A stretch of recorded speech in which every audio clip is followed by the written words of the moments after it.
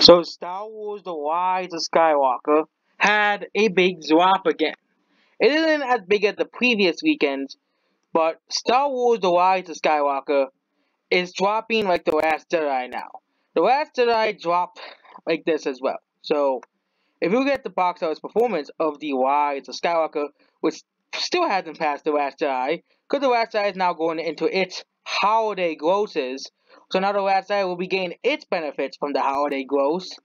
You know, if this movie was released, it's at 2.14 legs, it'll probably end up at the same legs as Endgame at the end of its domestic run. Wouldn't be surprised if it does. But this movie isn't really doing too well. For a Star Wars movie, it is. For a blockbuster, this is actually pretty massive numbers. But you can see here the Rise of Skywalker is already starting to diverge from The Last Jedi. It's already starting to diverge from the movie. The Rise of Skywalker is 6 million behind. Now it's down to almost 20 million. This movie is now declining. And this is the numbers that Star Wars The Last Jedi was getting on its third weekend. And the expect the numbers to be half for The Rise of Skywalker going on forward. And to the end of its box office run, well, it will probably end up probably around 520 million, similar to Rogue One. Okay, Rogue One is even outselling. Even Rogue One's probably even outselling Star Wars, and even Rogue One is beating Star Wars: The Rise of Skywalker as its holidays are coming in, and it's now gonna start catching up to Star Wars: The Rise of Skywalker. As Star Wars: The Rise of Skywalker continues to plummet at the box office, as the holidays are no longer beneficial to Star Wars: The Rise of Skywalker. It'll probably go to the extra 16 million tomorrow because it's New Year's, of course. But this is a movie that is not really doing too well at the box office. This is a movie that is still being beaten by The Last Jedi. That's still being beaten by The Force Awakens. It's probably even being beaten by. It's doing just as poorly as. It's doing just as badly as Episode 1. Yes, the worst Star Wars movie is doing just as badly as Episode 1, which came out in 1999. That's how poorly Star Wars The Rise of Skywalker has been doing. And of course, Episode 1 is the, of course it's gonna be Episode 1's initial domestic total. Of course it will. Where it's the first movie, whereas of course Episode 1 eventually did pass the $1 billion mark.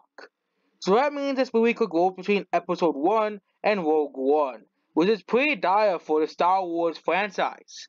Because this movie should be doing better than The Last Jedi. It should be doing like as well as The Force Awakens. It should be doing like The Force Awakens. But no, it isn't. It's doing only half of The Force Awakens. So, if it continues doing half of The Force Awakens, with The Force Awakens eventually goes $336 million. All we have to do is simple division. All we have to do is a simple division and see that if it continues doing almost half of Force Awakens, almost half of Force Awakens going on forward, which it's doing right now, which is a estimate. I don't think it's going to do exactly half of Force Awakens, but if it continues doing exactly, if it did half of Force Awakens for its whole box office run, it will have grossed worse than The Phantom Menace, adjusted up, though, it will have did worse than The Phantom Menace. And if you include the original trilogy movies, if you include those movies, such as the first Star Wars movie, it is doing far worse than that movie. It's doing far worse than the first Star Wars movie. A New Hope, the highest grossing Star Wars movie of all time, adjusted for inflation. The highest grossing Star Wars movie of all time, if you include inflation numbers, since the movie came out in 1997.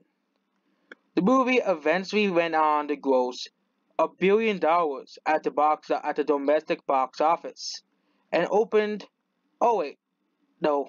It opened with $6 million, but its domestic box office ended at $1.2 billion.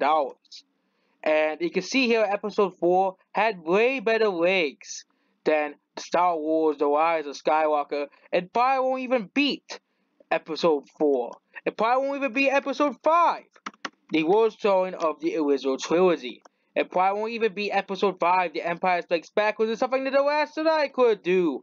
Something that The Last Jedi, or even The Force Awakens couldn't do. That Star Wars will never, only The Force Awakens beat Episode 5.